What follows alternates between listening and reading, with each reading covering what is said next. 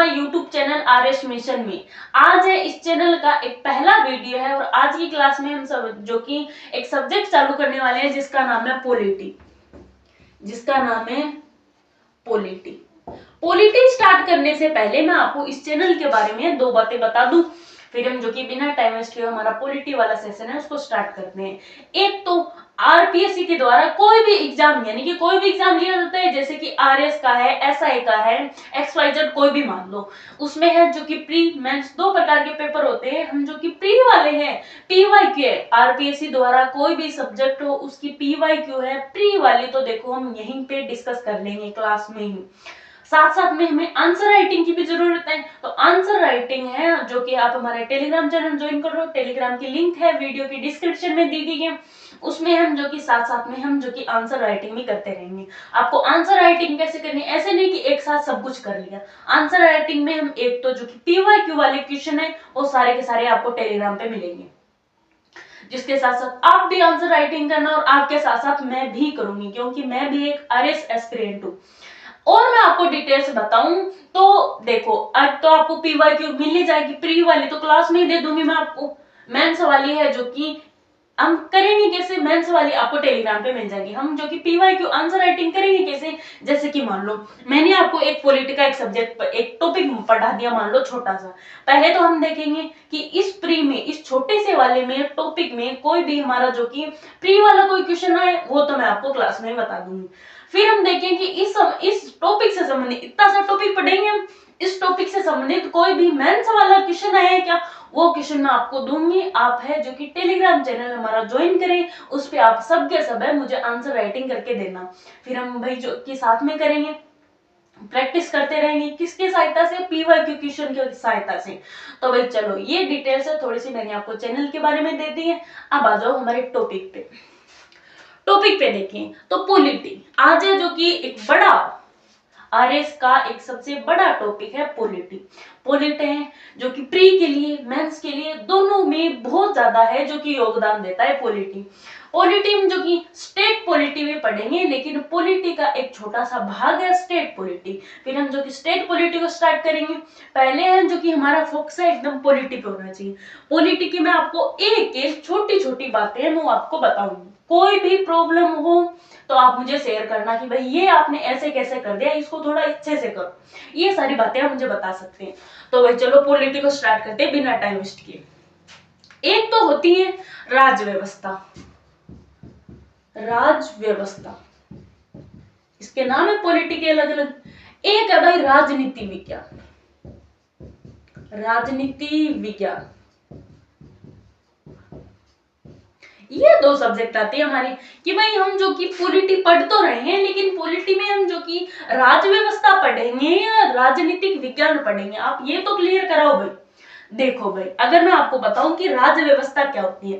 राज व्यवस्था जैसे कि मान लो हमारा घर है, हमारे घर में मम्मी है अपने काम करती है, पापा है अपने काम करते हैं, लेकिन इसके प्रमुख है दादाजी क्या करते हैं, वो बाहर का भी काम संभालते हैं और अंदर का भी काम संभालते हैं, यानी कि वो उसके मुखिया हैं, उस घर की राज व्यवस्था है वो मान लो। उसी प्रकार हम जो कि देश की व्यवस्था पढ़ेंगे कि भाई देश की व्यवस्था है वो कैसे चल रही है, इसका अंदर का काम है, देश के अंदर का काम कौन संभालता है, बाहर का काम वो कौन संभालता है, इनका एकदम प्रमुख है वो कौन है। ये सब कुछ बातें मैं आपको धीरे धीरे बता दूंगी, कंफ्यूजन होने की कोई बात नहीं है। यानी कि हमारा राज व्यवस्था वाला देखो कुछ मैंने आपको परिभाषित कर दिया। फिर आगे वाला हमारा आता है कि राजनीतिक विज्ञान। राजनीतिक क्या होती है, राजनीतिक विज्ञान एक राजनीतिक विज्ञान होती है, एक होती है भाई सीधी राजनीति, ये होती है राजनीतिक विज्ञान। राजनीतिक विज्ञान क्या होती है, राजनीतिक विज्ञान भाई यानी कि सारा का सारा हम जो कि पॉलिटी में सारा पोर्शन पढ़ेंगे, जैसे कि इसमें स्टेट पॉलिटी भी आ जाती है। स्टेट पॉलिटी का एक छोटा सा यानी राजनीतिक विज्ञान का एक छोटा सा भाग है स्टेट पॉलिटी। राजस्थान की पॉलिटी, ऐसे और राज्यों की पॉलिटी है उसको भी हम जो कि नहीं पढ़ेंगे, हमारे तो राजस्थान की इंपॉर्टेंट है। ये भाई होती है राजनीतिक विज्ञान, यानी कि जो भी यानी कि हम जो कि पॉलिटी में पढ़ेंगे उसको कहते हैं राजनीतिक विज्ञान। तीसरा वाला हमारा शब्द आता है कि राजनीति कहते किसे हैं। जब मान लो हम जो कि कोई भी सार्वजनिक स्थानों पे दो व्यक्ति है जो कि डिस्कस कर रहे होते हैं कि भाई वो है जो कि मोदी जी आजकल ऐसे कर रहे हैं, भजन लाल जी है आजकल ऐसे कर रहे हैं, तो वो राजनीति की चर्चा करना वो होती है भाई राजनीति। यानी कि कोई व्यक्ति है दो जगह सार्वजनिक स्थानों पे है, आपस में बातचीत करते हैं, पॉलिटिक्स से संबंधित, वो होती है भाई राजनीति। इस सब्जेक्ट को है, इस तीनों शब्द को आप जो कि एकदम सब समझ गए होंगे कि राज्य व्यवस्था क्या होती है। यानी कि देश का है जो कि बाहरी मामला, अंदर का मामला, इसके प्रमुख कौन है, वो होती है यानी राज्य की व्यवस्था। राजनीतिक विज्ञान, राजनीतिक विज्ञान में पॉलिटी होती है, इसको हम एकदम डिटेल से देखेंगे कि भाई हमारे जो कि मोदी जी हैं, भजन लाल जी हैं, उनका एकदम पूरा विस्तार से विवरण देखेंगे। संसद का क्या विवरण है, विधानमंडल का क्या विवरण है, उसको डिटेल से पढ़ेंगे, वो हमारी राजनीतिक विज्ञान। और तीसरे वाला है राजनीति, जब दो व्यक्ति कोई भी सार्वजनिक स्थानों पे आपस में बातचीत करते हैं, राजनीति से संबंधित होती है राजनीति। अब देखो भाई हम किसको पढ़ेंगे, हम राज्य व्यवस्था को भी पढ़ेंगे, राजनीति विज्ञान को भी पढ़ेंगे और राजनीति को भी पढ़ेंगे। लेकिन राजनीति तो हमारी ऐसे आ जाएगी कि हमें पता ही नहीं चलेगा कि कब पढ़ी हमने। हमारा मेन फोकस किस पे है, राजनीति विज्ञान पे।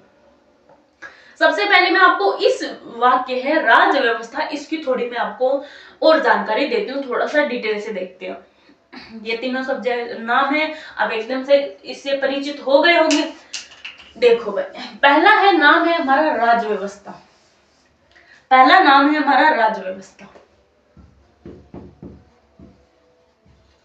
राज्य व्यवस्था, अगर हम इसका संधि विच्छेद कर लें, संधि विच्छेद करें, आपने हिंदी में संधि विच्छेद तो पढ़ा ही होगा, नहीं पढ़ना तो हम हिंदी को भी पढ़ेंगे। इसका हम अगर पाठ करें तो राज्य यानी राज्य, राज्य की व्यवस्था, यानी कि राज्य की व्यवस्था होती है, वही राज्य व्यवस्था होती है। पहले क्वेश्चन ये आता है कि राज्य क्या होता है, राज्य भाई क्या होता है, पहले ये तो बताओ, आगे बढ़ने लगे हो आप। देखो भाई राज्य क्या होता है, अगर हम देखें कि भारत है हमारा एक राज्य है, अगर हम उसको देखें, ये राजस्थान एक राज्य है, केरल है, आंध्र प्रदेश है, एमपी है, यूपी है, ये भाई राज्य तो है, लेकिन ये प्रशासनिक दृष्टि से ये राज्य है। अगर राज्य व्यवस्था के देखें, राज्य व्यवस्था के अनुसार, राजनीतिक विज्ञान के अनुसार देखें कि राज्य क्या होता है, तो राज्य मान लो एक देश, देश देखो आप देश देखो, जैसे कि भारत है, भारत हमारा एक राज्य है। यूएसए, यूएसए एक राज्य है। थोड़ा आप देखो, हम डिटेल से देखते हैं। पहले तो हम देखते हैं राज्य, राज्य की है जो कि क्या क्या गुण क्या क्या होने चाहिए, कि भाई ये गुण है जो कि जैसे कि मान लो इस व्यक्ति में ये गुण है तो ये व्यक्ति अच्छा व्यक्ति है। उसी प्रकार देश में क्या क्या गुण होना चाहिए, तो फिर उसको राज्य घोषित कर दिया जाए। एक तो होनी चाहिए भाई राज्य में, एक तो होनी चाहिए उनका निश्चित भूभाग होने चाहिए। ऐसे नहीं होना चाहिए कि भाई ये इतना इतना भाग है, यानी कि इतना अंदाजे से, यानी कि अंदाजे से बता दिए भाई इतना सा है वो इस देश का हो सकता है। नहीं भाई, एकदम निश्चित होना चाहिए कि यहाँ यहाँ से तेरी सीमा है, ये है तुम्हारा देश है। यानी कि पहला गुण होगा हमारा जो कि निश्चित भूभाग, निश्चित भूभाग। फिर निश्चित भूभाग होना चाहिए, फिर क्या होना चाहिए, भूभाग है उसमें जनसंख्या भी होनी चाहिए। जनसंख्या, जनसंख्या निश्चित नहीं होनी चाहिए, निश्चित भूभाग है वो एकदम निश्चित होना चाहिए, लेकिन जनसंख्या क्या, भारत में बिना की जनसंख्या कोई निश्चित नहीं है, जनसंख्या भी कितनी भी हो। तीसरे वाला क्या कहता है, निश्चित भूभाग हो, जनसंख्या हो। जनसंख्या को जो कि लीडर होता है, जनसंख्या को कंट्रोल करने के लिए एक सरकार तो होनी चाहिए, फिर तो जनता तो आपस में लड़ पड़ेगी दूसरे दिन ही, तो भाई एक सरकार भी होनी चाहिए। चौथे वाला कहता है कि सरकार, हमें ऐसी सरकार नहीं चाहिए जो किसी के दबाव में हो। मान लो कि हमारी कोई भी, मान लो XYZ, मान लो पाकिस्तान की सरकार है, वो यूएसए के कंट्रोल में, ऐसी हमें नहीं चाहिए, हमें तो एकदम स्वतंत्र चाहिए, स्वतंत्र सरकार चाहिए। तो हमारी इस भाषा में क्या लिखेंगे, संप्रभु। अब देखो भाई संप्रभुता, संप्रभु क्या होता है, संप्रभु क्या होता है इसका भी देख लेते हैं। फर्स्ट है निश्चित भूभाग, जनसंख्या, सरकार और संप्रभु। संप्रभु क्या होता है, ये इस बातों से तो एकदम परिचित है कि निश्चित भूभाग, हाँ भाई एकदम है जो कि निश्चित भूभाग में जनसंख्या, पॉपुलेशन होनी चाहिए। सरकार, सरकार यानी जनता का लीडर, जनता को एक जो कि गाइडेंस करने वाला होना चाहिए, ये सरकार होती है। सरकार भी संप्रभु, संप्रभु एक नया शब्द है। देखो भाई मैंने अभी बताया कि सरकार है, किसी के दबाव में ना हो, नहीं तो कोई आंतरिक के मामले के दबाव में हो, नहीं कोई बाहरी, जैसे कि मान लो भारत और पाकिस्तान के बीच में विवाद चल रहा है, तो भाई ये है किसी के दबाव में आके नहीं होना चाहिए। जैसे कि मान लो एक भाषा में एक लाइन में मैं आपको बताऊं तो ऐसी सरकार होनी चाहिए जो आंतरिक व बाहरी मामलों में एकदम स्वतंत्र हो। तो ये बातें थोड़ी सी लिख लेते हैं कि संप्रभु क्या होता है, ऐसी सरकार जो आंतरिक व बाहरी मामलों में एकदम से स्वतंत्र हो, आंतरिक व बाहरी मामलों में एकदम स्वतंत्र हो, मामलों में एकदम स्वतंत्र हो। ये वही होते हैं जो कि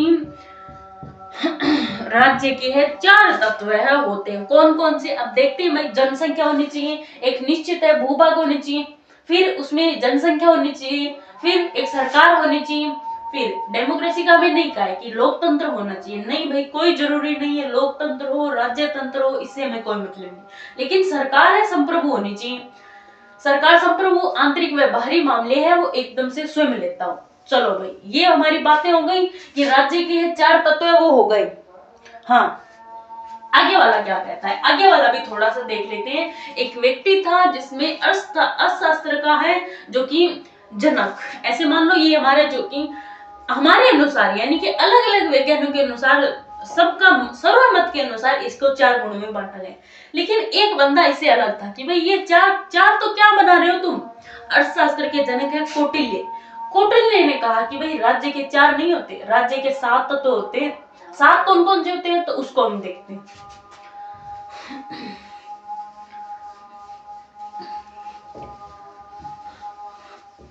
राज्य के कितने तत्व होने चाहिए, किसके अनुसार, अर्थशास्त्र के जनक कौटिल्य के अनुसार।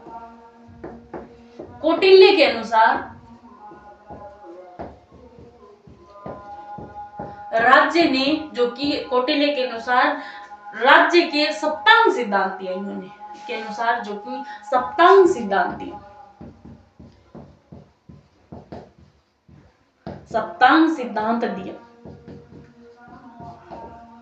सप्तांग सिद्धांत दिया। कौन कौन से, यानी कि सप्तांग यानी कि 7 अंग होने चाहिए राज्य के। 7 कौन कौन से होने चाहिए वो देखो।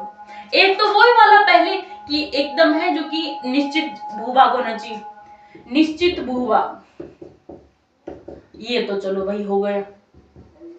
ये कहते हैं, आगे वाला कहते हैं निश्चित भूभाग होना चाहिए लेकिन उसमें एक राजा होना चाहिए, राजा होना चाहिए। राजा ऐसा वैसा राजा नहीं होना चाहिए। पहली बात तो राजा के पास है राजकोष होना चाहिए, धन होना चाहिए राजा के पास, राजकोष होना चाहिए। तो राजकोष होगा तो राजा है अपना सेना रख सकता है, सेना तो रखेगा, उससे पहले वो जो कि मंत्री वो रखेगा, मंत्री रखेगा, मंत्री रखेगा तो सेना भी रखेगा, इसलिए बात है सेना। और है जो कि उसके पास में एक मित्र भी होना चाहिए, अच्छा सा एक मित्र होना चाहिए भाई। राजा है बेचारा, राजा के पास एक दुर्ग भी होना चाहिए। एक्चुअली मुझे यहाँ पे ऐड करना था लेकिन कोई बात नहीं, राजा के पास एक दुर्ग भी होना चाहिए। देखो अब देखो एक बार, कौटिल्य के अर्थशास्त्र के जनक है कौटिल्य। कौटिल्य के अनुसार है राजा के कितने यानी कि राज्य के कितने जो कि सिद्धांत दिए इन्होंने, सप्तांग सिद्धांत दिए। कितने अंग होते हैं राज्य के, 7 अंग होते हैं। कौन कौन से, एक निश्चित भूभाग होना चाहिए, भूभाग में एक दुर्ग होना चाहिए, दुर्ग में राजा होना चाहिए, राजा के पास है धन होना चाहिए, राजकोष होना चाहिए, और फिर राजकोष होगा तो राजा है अपने मंत्री रख सकता है। मंत्री का दूसरा नाम है अमात्य, मंत्री का दूसरा नाम है अमात्य। धन होगा तो मंत्री रखेगा, और धन होगा तो वो सेना भी रख लेगा, दूसरे राज्यों के साथ प्रतिस्पर्धा करने के लिए, युद्ध वगैरह करने के लिए सेना भी रख लेगा। हाँ भाई रख लेगा। और भाई कोई उनका मित्र होना चाहिए जो कह सके कि हाँ भाई ये एक राज्य है, मेरा एक मित्र है जिसका एक राज्य है भाई एकदम पूरा, कोई कमी नहीं है उसमें। तो ये होने चाहिए भाई कौटिल्य के सप्तांग सिद्धांत। एक है जो कि निश्चित भूभाग होना चाहिए, निश्चित भूभाग में दुर्ग होना चाहिए, दुर्ग में बैठा एक राजा होना चाहिए, राजा के पास धन होना चाहिए, और धन से है वो अपने मंत्री भी रख सकता है, सेना भी रख सकता है, और एंड वाला है, अंत वाला है, उसके पास एक मित्र भी होना चाहिए। ये इतने सारे कौटिल्य कहता है कि मैं जो कि अपने सिद्धांत है वो 7 दूंगा, ऐसे वैसे नहीं दूंगा कोई भी। तो इसको है थोड़ा सा याद रख लेना। राजा है, राजकोष निश्चित भूभाग है, राजा है, दुर्ग है, उसके अंदर राजा है, अमात्य है, मंत्री है, राजकोष है, मित्र है। ये कौटिल्य के अनुसार है, थोड़ी सी बातें याद में रख लेना, क्योंकि ये सिद्धांत है जो कि कई बार पूछ भी लिया जाता है। अब कोई भी पीवाई क्यों होगी तो मैं आपको बता दूंगी भाई, ये क्वेश्चन है ऐसा ऐसा आया हुआ। देखो भाई नेक्स्ट वाला देखते हैं, थोड़ा सा और आगे चलते हैं। राजा के यानी कि राज्य के हमने प्रमुख प्रमुख गुण देख लिए, एक तो हमारे जो कि हमारे अनुसार, और एक है जो कि कौटिल्य के अनुसार। कौटिल्य के अनुसार 7 है, हमारे अनुसार 4 है। अब देखो भाई हमने राज्य के गुण तो देख लिए, फिर आगे वाला क्वेश्चन ये आता है कि भाई ये राज्य है तो सही, इसके इतने इतने गुण तो होने चाहिए, लेकिन ये राज्य की स्थापना कब से आ रही है, और भाई जो कि पहले की समझौते के अनुसार रह रही है, पहले क्या मान्यता थी, क्या शुरुआत में ही जो कि वर्तमान में हमारे भारत में ऐसी डेमोक्रेसी थी क्या, राज्य की ऐसी डेमोक्रेसी की थी क्या कि राजा आया और फिर है जो कि सीधे ही लोकतंत्र चालू हो गया? नहीं भाई, अब देखते हैं कि राज्य की है कौन कौन से हैं जो कि समझौते हुए, कौन कौन से प्राचीन काल में राज्य को लेके क्या क्या बातें हुई, उसको थोड़ा सा और डिटेल से देखते हैं। अगर हम देखें कि राज्य की एक तरफ से मान लो राज्य का निर्माण ही मान लो, राज्य का निर्माण माने तो पहला इसमें देखो देवताओं के अनुसार, यानी कि उसे कहते हैं प्राचीन, बहुत पुराना है ये, बहुत ही पुराना है। इसके अनुसार है राज्य का देवी सिद्धांत। राज्य का देवीय सिद्धांत, देवी सिद्धांत क्या कहता है, देवी सिद्धांत क्या कहता है इसको भी देख लेते हैं। नाम से चल रहा है कि राजा का जो कि देवता है, राज्य का देवी है, यानी कि देवता से संबंधित कुछ ना कुछ है। तो सुनो भाई, एक कहानी के टाइप में बता देती हूँ, आपको याद रहे। प्राचीन काल में है ना जो कि राजा होता था, कैसे मान लो, कोई भी मान लो प्राचीन काल में राजा तो बनाएगी भाई, कैसे कैसे राजा होता, राजा है कैसे कैसे जो कि अपना राज्य है वो बनाता। कोई व्यक्ति है जो कि नींद में सो रहा होगा, सपने में जो कि इनके आए होगी कि मेरे को है सपने में जो कि शिव जी आए रात को और कहा कि इन व्यक्तियों का है तू, इन व्यक्तियों का संरक्षण कर, एक प्रकार से इन व्यक्तियों की तू रक्षा कर, और उनसे जो कि इनके बदले में तू टैक्स ले ले, कर ले ले। तो भाई कोई नहीं देंगे तो भाई क्या कि मेरा नाम ले लेना, मैं स्वयं है जो कि महादेव हूँ, भगवान ईश्वर हूँ, ईश्वर हूँ, मेरा कोई कहना क्यों नहीं मानेगा, नहीं मानेगा तो मेरे इसका नाम लेके डरवा दियो। तो भाई सुबह हुई तो भाई लोगों को बताया उन्होंने कि भाई जो कि मेरे सपने में रात को शिव जी आए थे और मेरे को कहा कि तुम है जो कि इनकी सबकी रक्षा करना, और तुम इसके बदले में है जो कि पैसे ले लेना, टैक्स ले लेना, कर ले लेना। तो भाई देव तो दे दो, नहीं देव तो देखो भाई भगवान ने कहा है, वो स्वयं ही पूछ लेंगे आपको। फिर भाई धीरे धीरे है जो कि जैसे कि मान लो ईश्वर का नाम लेके है जो कि इन्होंने है राज्य के निर्माण किए, धीरे धीरे खुद है जो कि राजा बना, इस प्रकार से। ऐसे मान लो कि देवताओं के अनुसार, इसमें किसका हाथ था ज्यादा, देवताओं का। अगर हम देखें, आपने राजस्थान हिस्ट्री तो पढ़ी होगी, नहीं पढ़ी तो मैं आपको पढ़ा दूंगी। वो हमने सबसे पहले मेवाड़ पढ़ा था, मेवाड़ में सबसे पहले हमने पहला राजा पढ़ा बप्पा रावल। बप्पा रावल किसको दीवान मानते थे अपना, बप्पा रावल का दीवान है उसका जो कि एकलिंग जी महाराज को वो अपना दीवान मानते थे। एकलिंग जी महाराज क्या थे, स्वयं है शिव जी थे, महादेव का रूप था वो।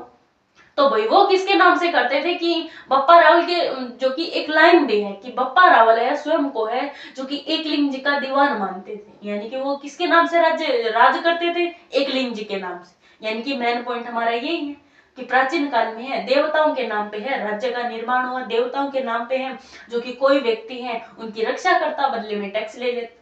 बस भाई यही है सिर्फ और सिर्फ, यानी कि राज्य का देवी सिद्धांत, यानी कि ईश्वर को है जो कि प्रतिनिधि बनाया गया है, बीच का माध्यम है वो ईश्वर को बनाया गया है। तो इसमें लिखने जैसे तो कोई बात ही नहीं है, खैर लिख लो। इस सिद्धांत के अनुसार, इस सिद्धांत के अनुसार आप चाहो तो नोट्स मेरे साथ साथ बना सकते हो, क्योंकि मैं आपको बोर्ड पे है एक एक इतनी सी बात है ना वो भी समझा दूंगी इसमें, और साथ साथ में मैं लिख भी दूंगी। आप हाथ से हैंड रिटन नोट्स रहिए तो कितना ज्यादा बेटर है, आपको आसानी से याद भी रहेगा। देखो भाई इस सिद्धांत के अनुसार है राज्य का निर्माण, राज्य का निर्माण देवताओं ने किया, ईश्वर ने किया, ईश्वर ने किया। और इसमें बीच का प्रतिनिधि, इसमें बीच का प्रतिनिधि का काम है वो ईश्वर करता है, प्रतिनिधि है वो ईश्वर को माना जाता है, ईश्वर को माना जाता है। ये थोड़ी सी बात है, ये भी थोड़ी सी ध्यान में रख लें। पहला सिद्धांत हो गया हमारा कौन सा, राज्य का देवीय सिद्धांत, यानी कि बीच का माध्यम ईश्वर है, प्रतिनिधि ईश्वर है, ईश्वर के नाम से लोग है वो राज्य राजा राज कर रहे हैं ईश्वर के माध्यम से। पहला सिद्धांत तो हो गया। दूसरा एक सिद्धांत और है जिसका नाम है सामाजिक समझौते का सिद्धांत। दूसरा है, ये पहला हो गया, दूसरा आप लिख लो सामाजिक समझौते का सिद्धांत, सामाजिक समझौते का सिद्धांत। ये क्या कहता है, इसका क्या कहना है भाई, एक ने तो अपनी फेंक दी जो कुछ भी, झूठा साचा हमें कोई मतलब नहीं है, झूठा हो साचा हो हमें तो पढ़ना है बस। देवीय का राज्य का एक देवीय सिद्धांत है। दूसरा है सामाजिक समझौता का, यानी कि नाम से पता चल रहा है सामाजिक, यानी समाज के अनुसार समझौता हुआ और उसका उससे है जो कि राज्य का निर्माण हो। जैसे कि मान लो प्राचीन काल में जो कि शोषण तो होता ही था किसी का भी, मान लो देखो भाई, अब देखो एक बात देखो कि मान लो ये एक बड़ा राज्य है, बड़ी रियासत है, बड़ा राज्य है, पास में छोटे छोटे राज्य होते हैं, तो ओबियसली बात है भाई इनका शोषण तो किया जाता होगा कि भाई ये कहता है कि मैं एकदम अष्टपुष्ट हूं, मैं तुमसे बड़ा हूं, मैं जिम विम जाता हूं, तुमको मार दूंगा किसी को, और ये राज्य है ना अपने कब्जे में कर लूंगा। तो भाई छोटा होता है इतना खोटा होता है, इन सब ने समझौता किया कि क्यों ना हम आपस में मिल जाए, हमको एक एक को हरा रहा है तो एक एक को मार रहा है, क्यों ना हम आपस में मिल जाए, क्या पता ये हम है जो कि इससे सामना करने में समर्थ हो। तो भाई देखो ये सब के सब है, राज्य है वो मिल गए, तो मिल गए तो ओबियसली बात है इस बड़े वाले को आसानी से हरा सकते हैं। मिल तो गए, फिर क्या करें, ऐसे मिलने से क्या होगा भाई, मिल गए, फिर कहा भाई इसमें से हमारे इतने राज्य उनमें से एक बंदा जो उसका जिस प्रकार वो है आगे वाला पहलवान है, राजा है, इसी प्रकार हम भी अपना एक राजा बना लेंगे। हाँ भाई, कहा कि इस व्यक्ति को फलाने फलाने को फलाने ढिकाने को एक राजा बना दो। कहा कि भाई मैं अकेला थोड़ी ना राजा हूं, तो क्या मैं उससे मार खा लूं, नहीं भाई कि तुम्हें अकेले नहीं लड़ना है, हमें जो कि छोटे छोटे राज्य हैं लेकिन तुम्हारे साथ है 4-4 5-5 व्यक्ति है वो भेज देंगे, तुम्हारी एकदम सेना सी बन जाएगी। हाँ भाई, तो कहा लड़ लूंगा। एक प्रॉब्लम और आ गई, मैं लड़ूंगा तो मेरे पीछे पत्नी भी है, बच्चे भी है, उनको रखवाली कौन करेगा भाई, हमें जो कि पैसे भी चाहिए, हमारे जो कि हमें भी भूख लगती है, हमें भी आटा वाटा चाहिए। तो कहा चिंता मत कर, तू तो बस लड़, आगे वाली सेना से तुम तो लड़, तेरे आटे पानी की व्यवस्थाएं हम करेंगे, तेरे को हम थोड़ा थोड़ा पैसा दे देंगे, तुम्हारा भी भला मेरा भी भला, यानी कि हमारा सबका, यानी कि छोटी छोटी रियासतों का सबका भला, तुम्हारा भला और सारी रियासतों का भी भला। तो भाई ठीक है।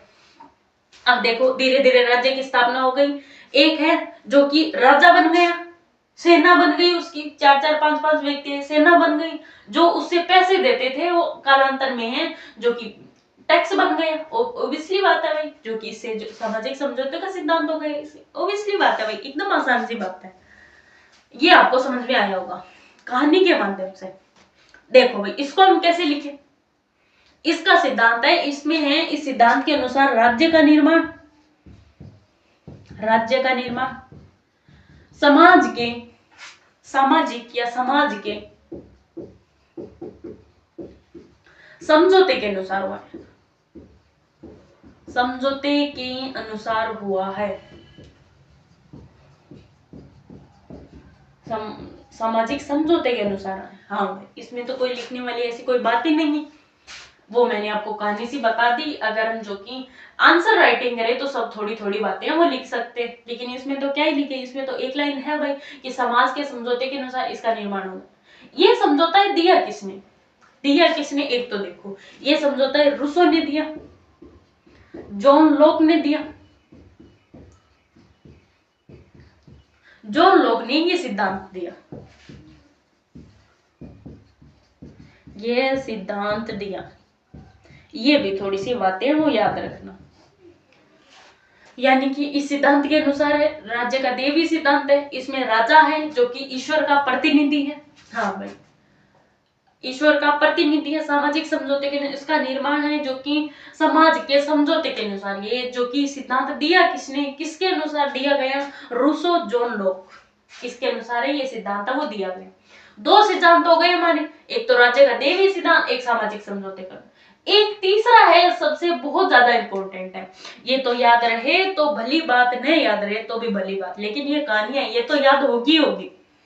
तीसरा देखो भाई, तीसरा है सबसे ज्यादा इंपॉर्टेंट है।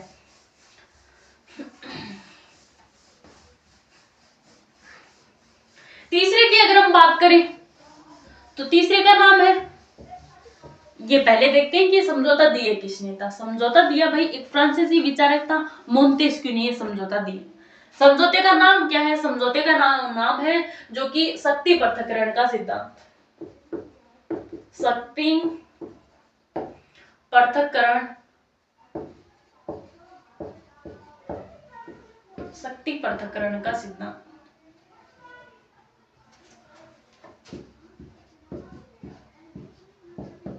ये किसने दिया, ये भाई दिया था फ्रांसीसी एक विचारक था जिसका नाम था मोंतेस्क्यू। मोंतेस्क्यू कौन था, ये फ्रांसीसी विचारक था। इसकी भी बात थोड़ी सी ध्यान में रखना। ये क्या कहता है, ये कहता है कि भाई राज्य वाज्य तो सब बन गए, लेकिन एक व्यक्ति जो खड़ा होता है वो राजा बनता है, वो तो हमारे गरीबों का शोषण करता है। शोषण क्यों करता है, ये तो राजा है, राजा तो शोषण नहीं कर सकता, लेकिन नहीं भाई राजा है हमारे साथ शोषण करता है। क्यों करता है, एक बात बोलूं मैं आपको कि अब है वर्तमान में लोकतंत्र होता है, पहले क्या होता था, राजा का शासन होता था, तो वो राज्य तंत्र। अब वर्तमान में जनता का शासन है, यानी कि लोक का शासन है, तो लोकतंत्र है। पहले क्या होता था, राजतंत्र। ये कहता है कि भाई हमारा कोई मान लो कोई गलती हो जाए, हमें सजा वगैरह देनी हो, तो राजा जी हमसे जो कि बहुत ज्यादा कड़क देते हैं, हमें तो फांसी वगैरह भी लटका देते हैं। लेकिन राजा की कोई संबंधी हो, जैसे कि मान ले बुआ का लड़का हो, चाचा का लड़का हो, उसे तो बड़ी आसानी से देता ही है। उसे तो एक तो थप्पड़ मार लिया और उसकी सजा कंप्लीट, और हमें जो कि फांसी पे ही लटका देता है। ये भाई गलत बात है राजा जी की, तो क्या करें, तो भाई एक काम करो आप, राजा जी की शक्तियों का बंटवारा करना चाहिए हमें। क्यों, राजा को कैसे बंटवारा करना चाहिए, तो देखो राजा को है 3 प्रकार से जो कि बंटवारा करना चाहिए। एक तो राजा है कानून भी स्वयं ही बनाता है, कानून को लागू भी स्वयं ही करता है, और हम जैसे बंदों को दंड भी वो देता है। तो भाई देखो ये बात मैंने आपको सुनाई, ये किसने कही थी, एक जो कि ग्रीक विचारक था जिसका नाम था सुकरात। ये उसको बाद में देखते हैं, एक ग्रीक विचारक था जिसका नाम था सुकरात। ये बातें कही मैंने, जो आपको कहानी सुनाई ये कही किसने थी, सुकरात ने कही। ये सिद्धांत किसने दिया, मोंतेस्क्यू ने सिद्धांत दिया। तो सुकरात क्या कहता है भाई, सुकरात कहाँ का था, ये ग्रीक का था, ग्रीक का था ये सुकरात। ये क्या कहता है कि भाई राजा जी हमारा भी जो कि एक ही जो सजा वगैरह हमें तो देता है कल्टी, और जो कि कोई भी मान लो बुआ का लड़का चाचा का लड़का उसको देता है एकदम आसानी से, उसको तो एक दो थप्पड़ मार लिया। देखो भाई सुकरात क्या कहता है, सुकरात की बातें तो भाई सही थी, लेकिन गांव वालों ने सोचा क्या राजा जी के सामने तू बोल रहा है, तेरा माथा खराब हो गया क्या। तो भाई गांव वालों ने पागल घोषित कर दिया भाई इसको, सुकरात को, बेचारा टाबरी था, कर दिया। लेकिन सुकरात की बातें एक व्यक्ति के दिल पे लगी। दिल पे किसके लगी, जिसका नाम था प्लूटो या प्लेटो। प्लेटो के दिमाग है, जो कि सुकरात तो बेचारा अनपढ़ था, प्लेटो के दिल पे लगी कि भाई कहीं ना कहीं सुकरात की बातें अच्छी है, तो भाई ये तो लिख नहीं सकता, तो मैं इसकी बातें सारी की सारी लिख देती हूँ। कहां पे लिखूं, एक पुस्तक लिखी इसने जिसका नाम है द रिपब्लिक। द रिपब्लिक, हाँ भाई इसमें है जो कि प्लेट सुकरात की सारी बातें इसमें लिख दी। प्लेटो स्वयं नहीं कहता कि मैं ये बातें मानता हूँ, नहीं तो गांव वाले मेरे को भी पागल घोषित कर दे, चलो भाई जैसे चलता है वैसे ठीक है, यानी कि इनकी सारी बातें द रिपब्लिक में आ गई। फॉलोवर्स वगैरह कुछ जुड़ गए, तो भाई प्लेटो ने एक एकेडमी खोली जिसका नाम क्या था, जिसका नाम था द एकेडमी। द एकेडमी कहां पे खोली, एथेंस में, एथेंस में, ग्रीक में। सुकरात का शिष्य था प्लेटो। प्लेटो की एक पुस्तक का नाम है, ये इनकी थी भाई बुक, पुस्तक। जिसका नाम द रिपब्लिक में क्या था, प्लेटो की सारी बातें इसमें थी। और इन्होंने एक एकेडमी खोली जिसका नाम था द एकेडमी। हाँ भाई, जिस प्रकार सुकरात का एक शिष्य बना प्लेटो, उस प्रकार प्लेटो का भी एक शिष्य बना जिसका नाम है अरस्तु। इनका एक शिष्य है जिसका नाम है अरस्तु। अरस्तु क्या कहता है, अरस्तु की क्या बातें थी, अरस्तु कहता है कि हाँ भाई तुम्हारी बात वगैरह एकदम सही है, लेकिन मैं एक किताब लिखूंगा, मेरे गुरु है उससे भी एक बढ़िया किताब लिखूंगा जिसका नाम होगा द पॉलिटी। द पॉलिटी लिख दो भाई, हमारा क्या जाता है, लिख दी भाई। इस प्रकार से द पॉलिटी पुस्तक है अरस्तु के। इसी प्रकार अरस्तु को है राजनीतिक विज्ञान का जनक कहते हैं। ये बातें याद रखना कि राजनीतिक विज्ञान का जनक है वो द पॉलिटी, राजनीतिक विज्ञान का जनक है जो कि अरस्तु। अरस्तु की पुस्तक कौन सी है, द पॉलिटी, इसको याद रखना। प्लेटो का एक शिष्य उभर के आया जिसका नाम है अरस्तु। अरस्तु का एक शिष्य उभर के आया जिसका नाम था सिकंदर। सिकंदर, सिकंदर जिसने पूरे भारत पे है आक्रमण किया था। इसमें जो कि हिस्ट्री पढ़ेंगे तो सिकंदर के बारे में बहुत सारी जानकारी लेंगे। तो भाई ये याद रखना, श्रृंखला सुकरात का शिष्य था प्लेटो, प्लेटो की बुक थी द रिपब्लिक, और जो कि इनकी एकेडमी थी द एकेडमी, कहां पर थी, एथेंस में थी। प्लेटो का एक शिष्य था अरस्तु। अरस्तु की पुस्तक कौन सी है, द पॉलिटी। और फिर अरस्तु का एक शिष्य उभर के आया सिकंदर। ये थोड़ा सा आप इस श्रृंखला को याद रखना।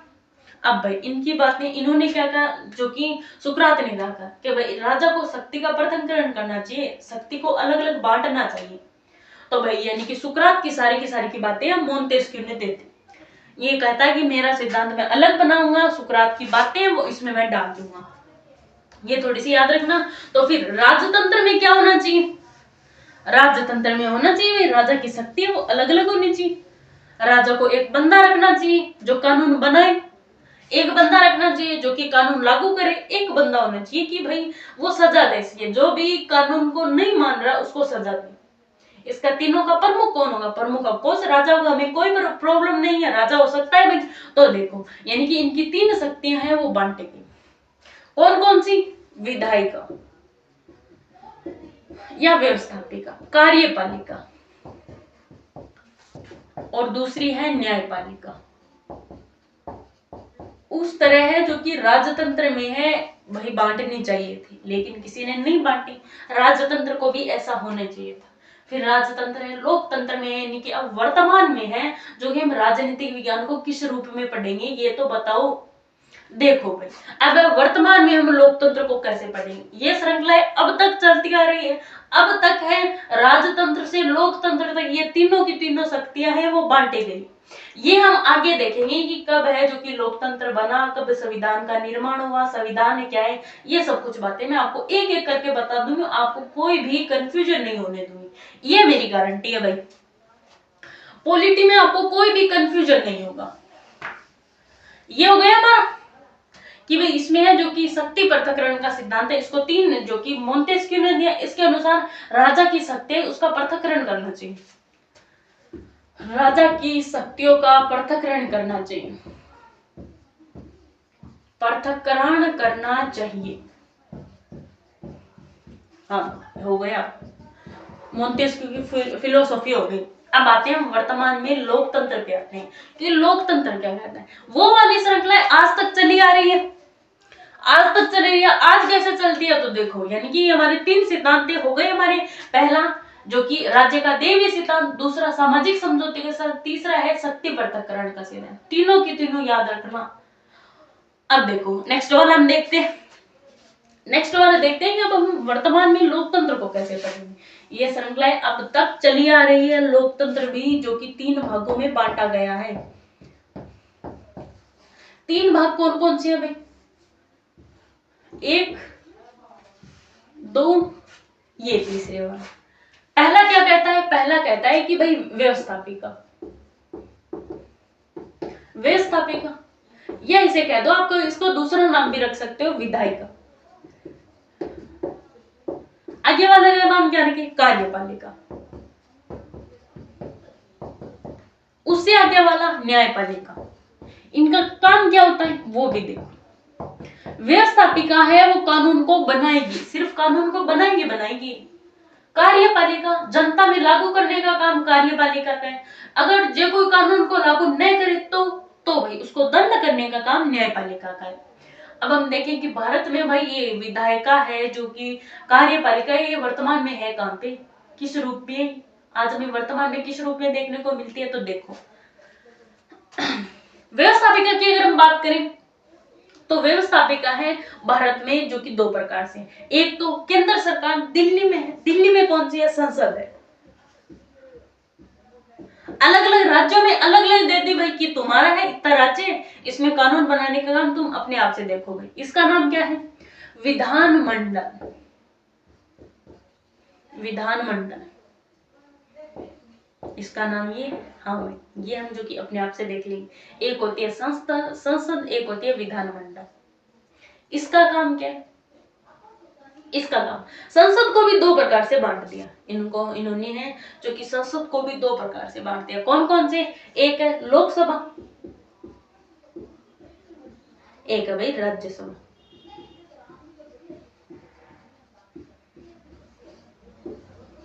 ये थोड़ा सा याद रखना। अगर हम देखें, अरे भाई सॉरी ये जो कि हमने, ये तो केंद्र सरकार का बांटा है, ये हम बांटेंगे राज्य सरकार का। राज्य सरकार का बांटे तो राज्य सरकार में भी दो प्रकार से, संसद को दो भागों में बांटा, उसी प्रकार राज्य सरकार का देखो, एक है विधान मंडल, एक है विधान परिषद। विधान परिषद है सब राज्यों में नहीं है, लेकिन विधान मंडल है सब राज्यों में। इनके सदस्य तो होते हैं भाई जो कि एमए, इसके देखे तो एमएलए है, एमएलसी है, वो इसके होते हैं वो संसद के सदस्य होते हैं, उनको कहते हैं एमपी। एमपी यानी मेंबर ऑफ पार्लियामेंट। इसमें देखो भाई जो कि इसके सदस्य होते हैं उनको कहते हैं MLA, member of legislative assembly. इसमें MLC, member of legislative counselling. ये याद रखना कि संसद के सदस्य होते हैं उन्हें क्या कहते हैं, एमपी। एमपी क्यों कहते हैं, मेंबर ऑफ पार्लियामेंट। विधानमंडल के MLA, member of legislative assembly. Vidhan Parishad के सदस्य MLC, member of legislative counselling.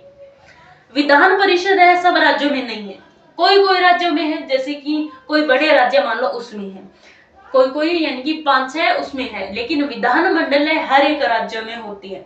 इस रूप में हम पढ़ेंगे कि आगे चल के हम पढ़ेंगे संसद क्या होता है, लोकसभा राज्यसभा क्या होती है, और जो कि राज्य में देखें तो विधानमंडल विधान परिषद दोनों होती है। MLA, MLC. एमएलए की बात करूं तो एमएलए है हर एक क्षेत्र में एक एमएलए होता है, हर एक क्षेत्र में एक एमएलए होता है। और हम देखेंगे कि भाई आप अपने अपने क्षेत्र का पता करना कि भाई कौन से क्षेत्र में एमएलए होता है। एमपी है, एमपी नहीं होता, नहीं ही एमएलए होता है। एमएलए जो कि विधान परिषद जिस राज्य में है उस राज्य में ऑफकोर्स होता है एमएलए। एमपी है, एमपी भाई नहीं होता। ये याद रखना, कल पता करके आना सबके सब की पता करना कि हमारे क्षेत्र का एमएलए वो कौन है। आगे वाली आती है कार्यपालिका। विधायिका के बारे में हमारी बात होगी। विधायिका व्यवस्थापिका। संसद है राज्य, संसद को दो भागों में बांटा है, लोकसभा राज्यसभा। इनके सदस्य होते हैं वो एमपी होते हैं, मेंबर ऑफ पार्लियामेंट। राज्य को दो भागों में बांटा, कौन कौन से, विधानमंडल Vidhan Parishad. MLA, member of legislative assembly, member of legislative counselling. अब आते हैं तीसरे वाले, आते हैं कार्यपालिका। कार्यपालिका क्या कहती है, कार्यपालिका कहती है कि भाई हमारा जो कि कानून है उसको बनाऊंगी मैं तो, और मेरा तो कोई काम ही नहीं है। तो भाई इसको भी, कार्यपालिका को भी हम दो भागों में बांटते हैं। जैसे कि मैं आपको बात करूं कि कार्यपालिका है, जैसे कि मैं आपको बताऊं तो एक होती है भाई स्थायी कार्यपालिका, एक होती है स्थायी कार्यपालिका, एक होती है अस्थायी कार्यपालिका। स्थायी की बात करूं तो स्थायी में आती है नौकरशाही। अस्थायी की बात करूं तो अस्थायी में आते हैं भाई जो कि मंत्री वगैरह आते हैं, यानी कि मंत्री परिषद। और बात करूं नौकरशाही में कौन आता है, आईएएस है, आरएस है, जो सारे हैं वो नौकरशाही में आते हैं। आईएएस, आरएस ये सारे किस में आते हैं, नौकरशाही में आते हैं। इनको हटाने का कोई काम ही नहीं है, स्थायी होते हैं। एक बार बैठ गए तो रिटायरमेंट के बाद में उठेंगे ये तो। इनको कोई नहीं हटा सकता। ऐसा ही मंत्रिपरिषद मैंने क्यों कहा, क्योंकि भाई ये तो 5 साल के बाद हटते रहते हैं, जो चुनाव में जीत गए वो वापस बैठ जाओ, जो हार गए तो आगे चलो, यानी कि ये ऐसा ही होती है। इसमें कौन आते हैं, जैसे कि मुख्यमंत्री आते हैं, राज्यपाल आते हैं, तो उसमें वो आते हैं मंत्रिपरिषद आते हैं, राज्यपाल है। और हम जो कि आगे मंत्रिपरिषद और पढ़ेंगे, मुख्यमंत्री या सीएम है, ये आते हैं भाई जो कि स्थायी नौकरशाही और अस्थायी मंत्रिपरिषद। ये हो गया हमारा, हो गया ना। ये देखो कि इसको तो हमने दो भागों में बांटा, लेकिन न्यायपालिका ये एकली सबसे केंद्र में है, वो है भाई सुप्रीम कोर्ट। सुप्रीम कोर्ट के नीचे कोई तो आता है, हाई कोर्ट आता है। सुप्रीम कोर्ट है सिर्फ एक ही है। सुप्रीम कोर्ट कहाँ है, दिल्ली में। हाई कोर्ट भाई अलग अलग क्षेत्र में अलग अलग है, जैसे कि हमारा राजस्थान का देखें तो जोधपुर में हमारा हाई कोर्ट। ये बातें हैं, थोड़ी सी आप याद रखना, इसको हम जो कि अलग अलग पढ़ेंगे। न्यायपालिका है वो एकल, सुप्रीम कोर्ट के नीचे आती है हाई कोर्ट। इसमें अगर हम देखें तो इसका कोई लेना देना नहीं है, जो कि राज्य है अपने कानून अलग बना रहा है और जो कि केंद्र है वो अपने कानून अलग बना रहा है। संसद का है जो कि हमारी विधान मंडल है, इस पे कोई दबाव नहीं है कि तुम्हारे कानून तुम अलग बनाओ, हम है हमारे कानून अलग बनाते हैं। यानी कि अब है जो कि हमारे इसमें और बात देखो भाई, एक बात और देखो कि देखो, एक तो हमारी जो कि व्यवस्थापिका है, व्यवस्थापिका में एक तो कार्यपालिका काम कौन करती है, संसद करती है। राज्य में कौन करती है, जो कि हमारी विधानसभा या विधानसभा करती है, ऐसे मान लो विधानमंडल करती है, और एक विधान परिषद। यानी कि इसमें कहीं ना कहीं हमारे एक राज्य की अलग व्यवस्थापिका है और जो कि केंद्र की अलग व्यवस्थापिका है। दोनों को यानी कि दोनों को मिला के यानी कि हमारे देश में दो व्यवस्थापिका है। तो भारत में भाई दोहरी विधायिका है भारत में। ये बात थोड़ी सी याद रखना, दोहरी विधायिका, ठीक है। और देखो मैं और बताऊंगा आपको, व्यवस्थापिका बता दिया, कार्यपालिका भी दो है हमारी। कैसी, एक तो देखो, एक तो मैंने आपको बताया जो कि अस्थायी नौकरशाही, और एक है जो कि स्थायी नौकरशाही अस्थायी मंत्रिपरिषद, दो प्रकार की ओब्वियसली बात है। यानी कि इसमें भी हमारी दोहरी कार्यपालिका है, दोहरी भारत में है, दोहरी विधायिका है, दोहरी कार्यपालिका है। न्यायपालिका नहीं है भाई, ये इसके अंडर में, सुप्रीम कोर्ट के अंडर में हाई कोर्ट। ये देखो भाई, ये मैंने आपको बताया शक्ति पृथक्करण का सिद्धांत है। इस प्रकार से हम जो कि पूरी की पूरी पॉलिटी पढ़ेंगे, और जो कि ये हमारा वर्तमान का रूप है। वो तो मैंने थोड़ा सा राजतंत्र के बारे में बता दिया, राजतंत्र के बारे में थोड़ी मैंने आपको जानकारी दे दी कि राज्य का निर्माण है कैसे कैसे हुआ। इसमें से मान लो मैं आपको आज का होमवर्क देती हूँ, होमवर्क क्या देती हूँ कि आपको है जो कि राज्य के तीनों सिद्धांत है, राज्य की पूरी एकदम डिटेल लिखनी है, आपको राज्य की पूरी। आपको आप हमारे टेलीग्राम चैनल से जुड़िए, टेलीग्राम की लिंक है वीडियो के डिस्क्रिप्शन में दी गई है, उसके साथ साथ जो कि हम आंसर राइटिंग सीखेंगे। अगर कोई स्टूडेंट ऐसा है कि भाई वो नहीं प्रिपेयर्ड कर रहा है, तो भाई आप भी जुड़िए, क्योंकि हम एकदम जीरो से स्टार्ट करेंगे।